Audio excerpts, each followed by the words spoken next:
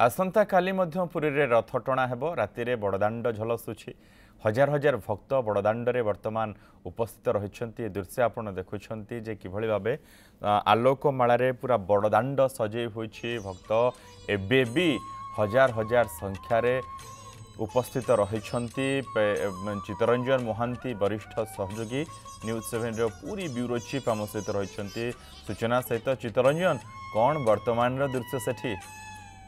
मनोज देखो हजार हजार नुहति लक्ष लक्ष संख्यार भक्तर समागम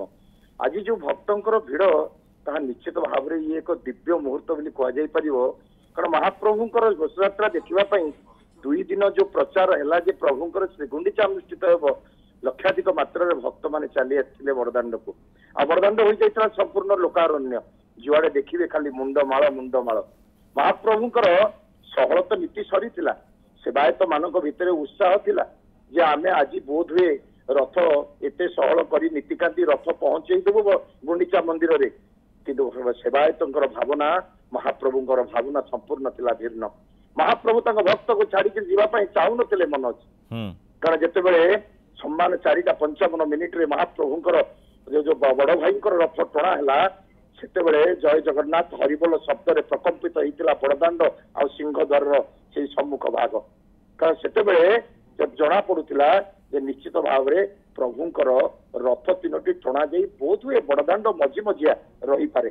किंतु कालिया ठाकुर लीला थिला अपार जो बड़ भाई रथ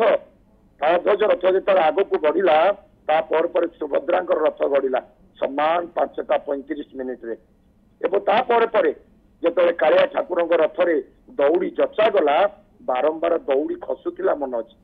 कारण दौड़ी लगी पार ना सबू देखिक भोई सेवक महाराणा सेवक मैंने आचंबित होते समस्ते शरण में फसिले प्रभुंकर दोषादोष क्षमा कर प्रभु दौड़ी जचा जाइतिला दौड़ी जचा जावापर डाहुकर डाक आसीला घंटुआ घंट बजे जो प्रथम घंट आउ डीजे काहाली बाजिला एवं तारी भितर जिते रथ टणा आरंभ होला 6:35 मिनिट रे सेते रथ आग को बढ़िला नहीं समस्ते हरिबोल हुड़ाहुड़ी देले तथापि रथ आग को गढ़ला नहीं द्वितीय थर प्रयास करागला द्वितीय थर भी सही समान रूप भाव में रथ आग को गढ़ला नहीं तृतीय थर प्रयास करागला चतुर्थर प्रयास करागला 4 थर पर सौमेन्द्र प्रियदर्शी दायित्व आसीथिबा सीधा एवं ता सहित महाराणा सेवक एवं भोई सेवक साष्टांगे प्रणिपात होले महाप्रभु को दोषादोष क्षमा कर प्रभु गोटाए इच्छे महाप्रभु आपण रथ आग को गढ़ी जाऊ आकुल निवेदन करते समस्त प्रशासनिक अधिकारी माने पंचम थर टणा आसंता काली चित्तरंजन रथ गढ़ एवं ये समस्ते एक कहती निकट में समर्पित हो गले तापर सबकि समाधान हो जाए एवं आज से भली दृश्य देखा मिली पुरी रे बड़दाण्ड रे बहुत बहुत धन्यवाद चित्तरंजन ये समस्त सूचना पाई।